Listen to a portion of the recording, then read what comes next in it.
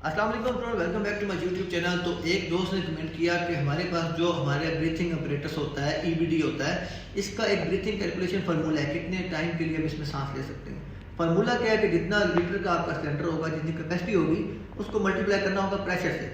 3 litre का cylinder है, 200 बार pressure है, 600 हो गया। इसको हम डिवाइड करेंगे 40 क्या है, नॉर्मल रेट ऑफ ब्रीथिंग। जब आप एक नॉर्मल वॉक कर रहे हैं, नॉर्मल आप कोई भी एक्टिविटी कर रहे हैं, रेस्ट कर रहे हैं, आपने 1 मिनट के अंदर 40 बार सांस लेना है। तो आपका वो ब्रीथिंग रेट से डिवाइड करने के बाद ईईबीडी जो होता है, emergency scale breathing apparatus, 15 minute तक काम करेगा। इसी तरह हमारे पास जो बड़े एससीबी होते हैं, 7 लीटर का सिलेंडर है, 300 बार प्रेशर है, तो बन गया 7 21 2100। अब उसको डिवाइड 40 पे ही करना है या किस पे करना है, तो दोबारा बता दूं, जो 40 है हमारे पास, ये हमारे पास नॉर्मल कंडीशन का ब्रीथिंग रेट है। जब हम नॉर्मल बैठे हुए हैं, नॉर्मल वॉक करें, नॉर्मल एक्टिविटी।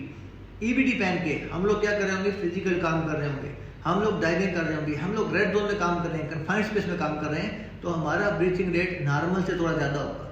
तो जब हम ईबीडी पहनते हैं, तब हम क्या होता है, नॉर्मल वॉक करके क्रॉस विंड जाके अपडेट जाके इमरजेंसी पॉइंट पे जा रहे हैं। लेकिन एससीबीए के अंदर हम इसको मोस्टली 50 से डिवाइड करते हैं। स्टैंडर्डाइज हमारे पास लेबॉर्ट्री टेस्टिंग जो होती है, जिससे हम ये कैलकुलेशन निकालते हैं, 40 ब्रीथ पर मिनट है। लेकिन as per job scenario, as per actual condition change हो सकता है।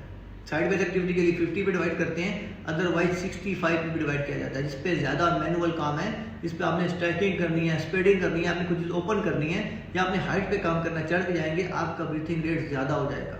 तो बेसिकली जो डिवाइड करने वाला फैक्टर होता है, ब्रीथिंग रेट होता है। सिलेंडर की कैपेसिटी इनटू कितनी बार प्रेशर शो हो रहा है गेज पे, उसको मल्टीप्लाई करके डिवाइड करना है ब्रीथिंग रेट से। हमारे पास टाइम ड्यूरेशन निकल आएगी कि ये हमारा सिलेंडर कितने टाइम तक हमें फ्रेश एयर सप्लाई कर सकता है। उम्मीद करता हूँ ये टॉपिक आपका क्लियर हो चुका होगा। मज़ीद वीडियोस के लिए चैनल को सब्सक्राइब करना और बेल आइकन दबाना ना भूलिएगा। और अगर आपका भी कोई क्वेश्चन है, आप कमेंट सेक्शन में हमसे पूछ सकते हैं। आपके वक्त देने का बहुत शुक्रिया।